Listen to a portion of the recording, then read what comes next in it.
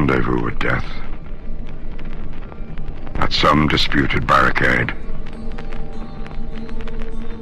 It may be he shall take my hand and lead me into his dark land and close my eyes and quench my breath. I have a rendezvous with death, and I to my pledged word am true.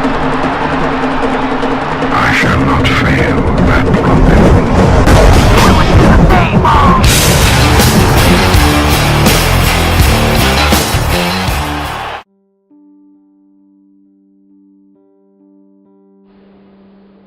I'm Alan, the apprentice billboard. I'm 20 years old. I'm a professional mixed martial artist. I fight out of IMA Next Generation, Ballymena in Northern Ireland.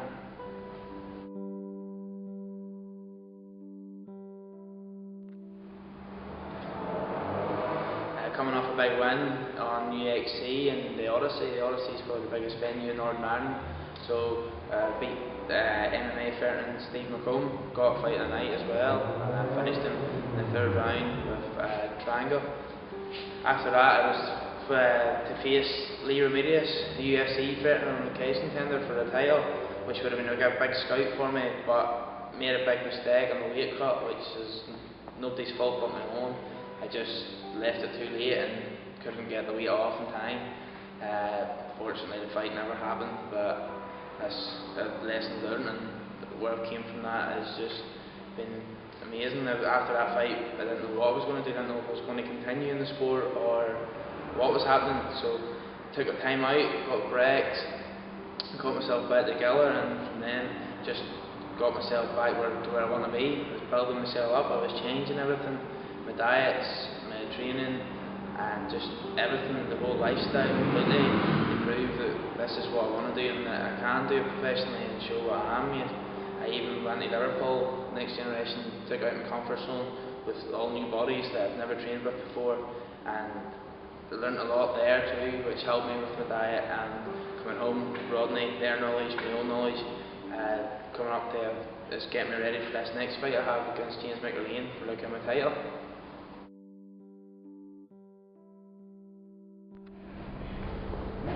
Right, Alan's come off a really great win in the Odyssey there, the Odyssey Arena in Belfast, which is a top venue in the country. He had a completely dominant performance over a really tough veteran in the sport, and just cemented his place kind of in the rankings, showing like where he belongs as one of the top fighters in the country, in the UK actually.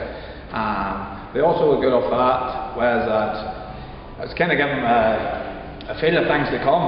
Like, you know, you fight in arenas around the country, 300 people, 1,000 people, but the Odyssey Arena that night had just 5,300 odd people, like, so it's kind of a step before them and kind of see what's in front of him when he goes to the bigger promotions and fight in front of crowds of that size. But it did not faze him one bit.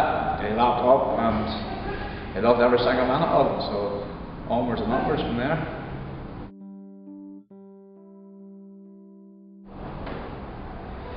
So we've also went back to the drawing board with Alan's training as well. Now he's kind of got in his head that, you know, what it takes, you know, the commitment and the stuff that's needed to get him to the next level. Like, he's completely dedicated again, he's hungry, and he really wants it. And he's willing to make the sacrifices and that to get him up there, to get him the next arena, to the bigger arenas. Now that he's got the taste for it, he wants more of it, that type of way. So again, you know, he's training in the club here, you know, it's going really well, and he's listening to everything that's going on now, and he's mixing things up, getting out of his comfort zone. Also, he's heading over here to Liverpool to train the guys in the UK as well there, so I think he's mixing it up, you know, in all areas, but you know, he's definitely going to do good at it and do well.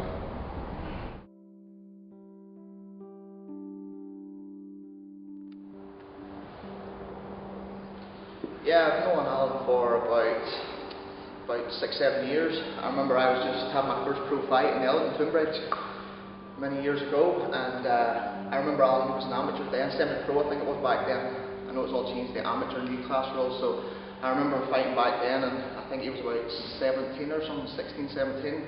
And I knew he'd been training with Rodney Moore. At that time I was training with David Patterson, so he'd usually come up and train with us up in sparring in the morning times up in David Patterson's, and I knew then there was potential, you know, a lot of raw potential. I know he's a bit of a hooligan at times, but for the most part he had his head screwed on, you know, he was well matured in the way of fighting, you know. So he had tons, I think he had about 17 amateur fights, you know, so that's a lot of experience, you know. And then he turned pro, and he had his, he was on, I think he's like 10 or 11 and 5 or something like that there at the minute. Only a young lad at 21, 22 years of age, so I mean, where he is now and where I was back then, he's definitely, you know, the game's just evolved so much. He's 10 times the fighter I ever was back then, so just think what it's going to be like whenever he hits 26, 27, 28, when he's really at his peak and he's fully grown. So, you know, he's been there, he's had the big fights in Cage Warriors, Cage Contenders, he's fought there loads of times.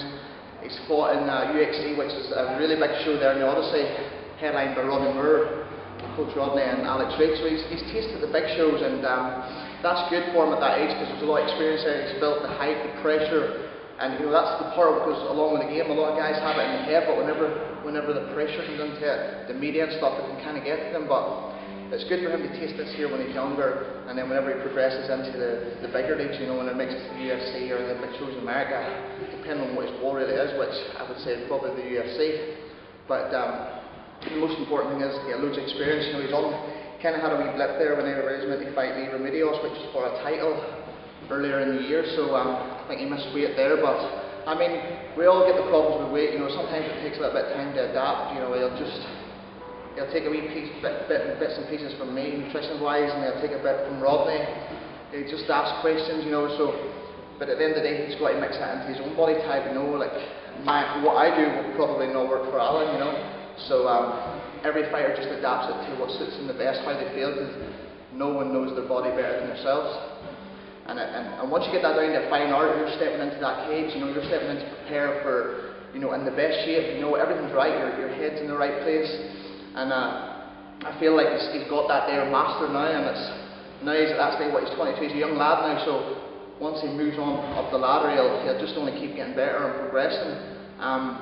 Going back to the fight in UXC, he fought like a welfare, you know, I trained with Stephen McComb for many years up in Interim, and I knew he was very good. Over 50 professional fights, I think, and to beat him in like spectacular fashion, just picking him apart, you know, it shows that he can fight the distance. You know, it shows that he can finish fights in the first round as well. You know, and that's what I like to see. I like to see fighters can be smart and technical and go the whole 3 rounds. You know, even 5 rounds if need be. They're running in there and knocking them out in the first round, and it's game over. You never really see a true fighter's potential, you know, when they're in there. It's always nice to get a first round finish, right? But everybody will always be asking the question, oh, what if he's been tested, if he's ever been on the ground, or if he's ever been, you know, in a real nasty grimy fight. Alan's been on all in before, because I've been there before, and he fought Mike Whitten, who's ready just to go back to the UFC, a former tough contestant.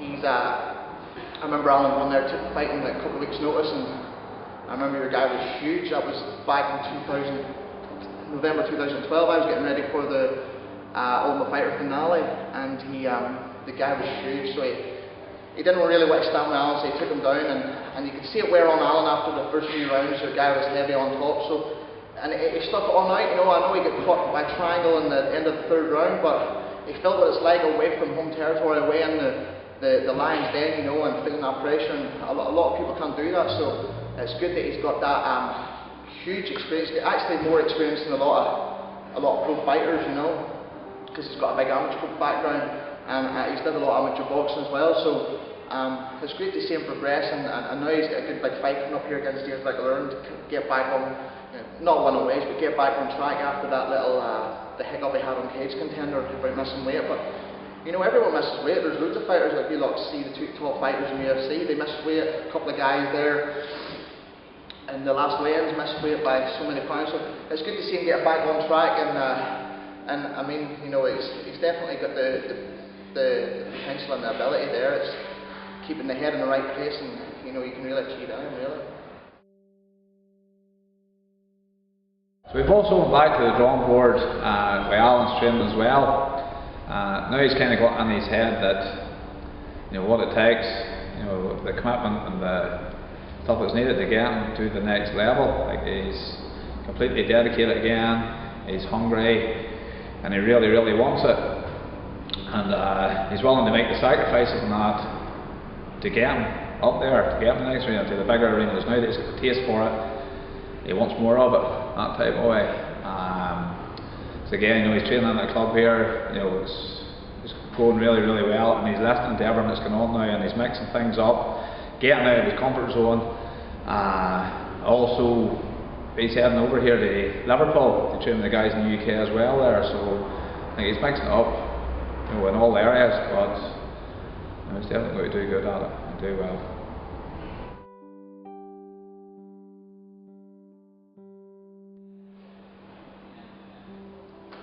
I had to take a big break, just be more focused myself and keep myself intact, because I wasn't too sure if this was what I wanted to do anymore. And then when I started thinking about my granddad and what he'd done in his career and what that bond we had together that's what sort of gave me that extra edge again, because he was my hero. He wasn't just my granddad, he was my hero, my inspiration.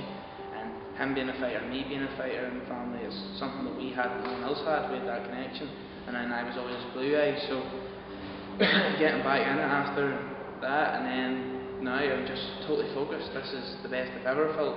I'm getting the diet right, I'm staying clean, and just everything's just working well. Like everything, I actually don't have any faults. Maybe sometimes I have a bad day of training or whatever, but apart from that, but for me, all I see is me just going higher and higher and higher and getting to the top, and I can't see anybody that's going to stop me. Anybody put in front of me, I'll find a way to beat them. Whether it's a hard fight, easy fight, I'll do it.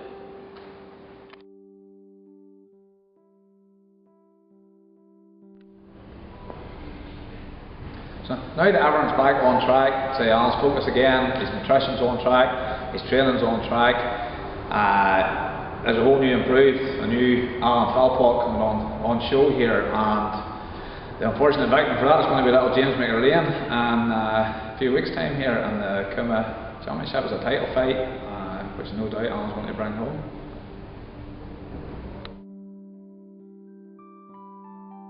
Here at the Kuma fight show with Alan Philpott. A few questions for him here, so how are you feeling?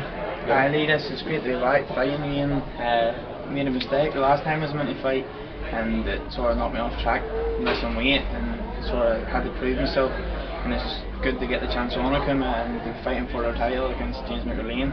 It's just, if everyone's went perfect in this camp, I feel great. I took myself overseas, the next generation Liverpool, and totally out of my comfort zone, got my mind focused. And when I came back, my coaches, Rodney, all my club partners and everything, they were just on me and giving me so much support as I needed, and it really is the best camp I ever got. And from making weight, I actually smashed it, and I didn't struggle not once through the whole camp or weight cut. I felt like I was going to break, so coming back, it's just going to be good again and get doing what I love to do.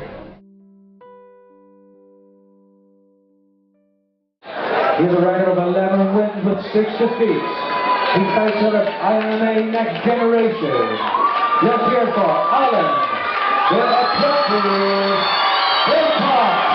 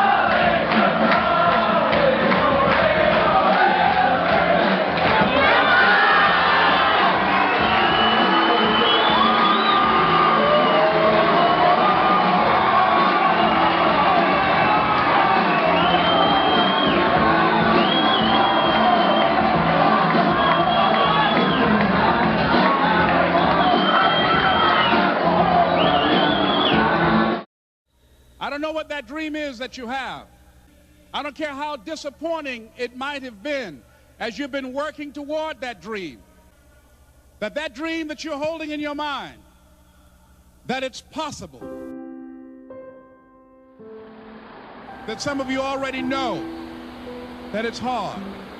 It's not easy. It's hard changing your life. That in the process of working on your dreams, you are going to incur a lot of disappointment, a lot of failure, a lot of pain. There are moments when you're going to doubt yourself and say, God, why is this happening to me? I'm just trying to take care of my children and my mother. I'm not trying to steal or rob from anybody. Why did this have to happen to me? For those of you that have experienced some hardships, don't give up on your dream. Their rough times are going to come, but they have not come to stay. They have come to pass. Greatness is not this wonderful, esoteric, elusive, God-like feature that only the special among us will ever taste. You know, it's something that truly exists in all of us. It's very important for you to believe that you are the one.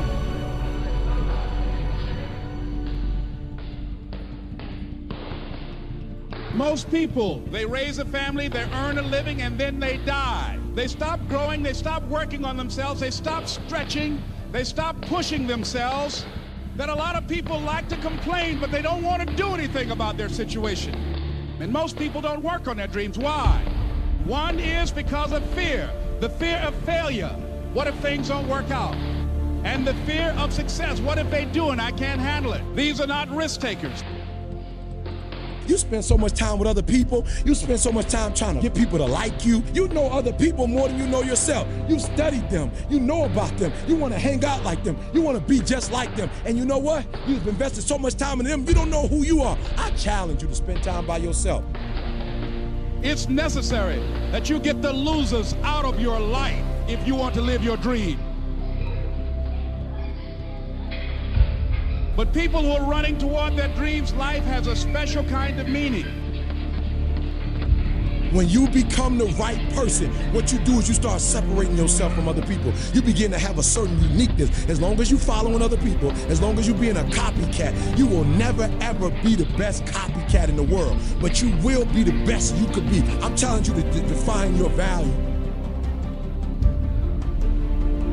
That everybody won't see it, that everybody won't join you, that everybody won't have the vision.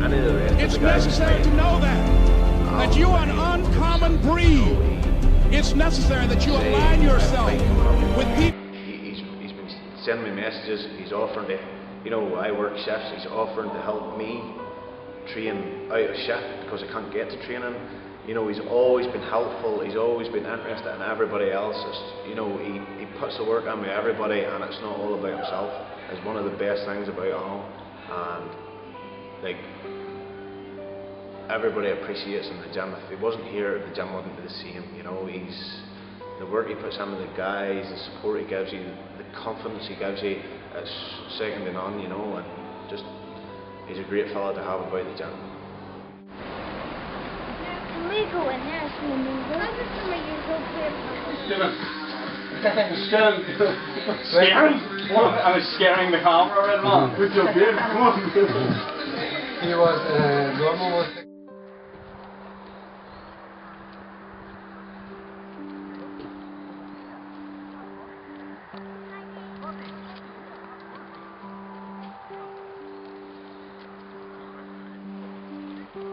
He just runs after him.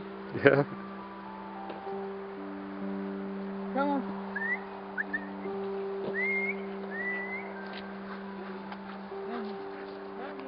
It's nice to get away from the gym and all the fighting atmosphere sometimes, just to get your mind focused and take it away and just give you that extra edge in life and not just always thinking and overdoing it. So taking the dog Roscoe and my wee pup Kobe, I take him down a nice river walk down in my local area and we just sit, we throw sticks, we chill, and it's just nice and relaxing.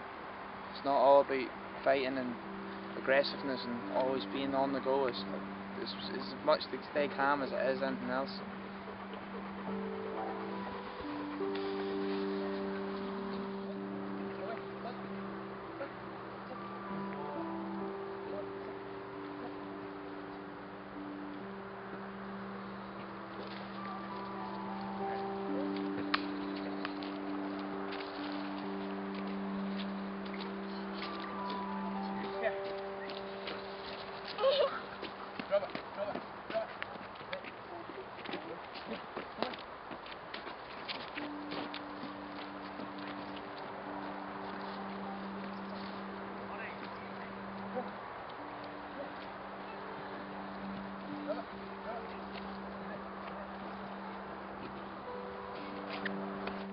I like to keep pictures and fight cards and certificates and posters and anything to do in my career, because it's not going to be a long career. You're only in MMA for a short time, I agree, and it's always good to have that, just to refresh your mind and always just refresh yourself where you've came from and who the likes that you've been on the same cards with. Like, there's guys been on the same fight cards who's hit the top leagues. There's guys that's been in the big leagues and you've got a chance to fight on the same card as them after they've come out of the big leagues. So it's always good, it's always nice to have it, and especially in the local papers as well. My mother and my grandmother, they always cut out and always make sure that anything I'm in, whether it's to do my career or if it's just anything in general, they'll always cut it out just so I can put it in the scrapbook along with everything else, and then one day I'll be able to tell a story and it'll all be there. Fighting's been in my blood the whole way through. Like, my grandfather, he was a professional boxer, and growing up I was his boy, I was his blue eyes, and I couldn't do no wrong. And just to have that link in our family that nobody else would have had, because I was a fighter, he was a fighter, and we just had that there, and it just was brilliant. And he always showed me the right way of doing things. Like, he wouldn't have, like if I let things get in my head a wee bit, whenever I was getting a wee streak going and people were starting to boast about me, he would always remind me where I came from and how to go about the sport right. I know sometimes I let the tongue go a bit and talk a bit, but without my grandfather, he did guide me the right way, and it's just nice to have that, to have him show me the ropes. And he's from Belfast, and whenever I boxed when I was younger, when I was boxing up around Belfast, all the boxing coaches knew him, they all respect him. My old boxing club, they knew him, they all respect him, and it's just nice. My wee sister, she's disabled, she's got Apert syndrome, and that's another fighter, that's a different type of fighting. That's a fighting that I can't even say I'm close to, because she's in a league of her own. She's been through so much, and she's only 5 years old, and it just proves that our family can fight, and no matter what we're given or shown, we'll do it. My mother's been through a hard time, my big sister as well, so we're all there, we're all fighters.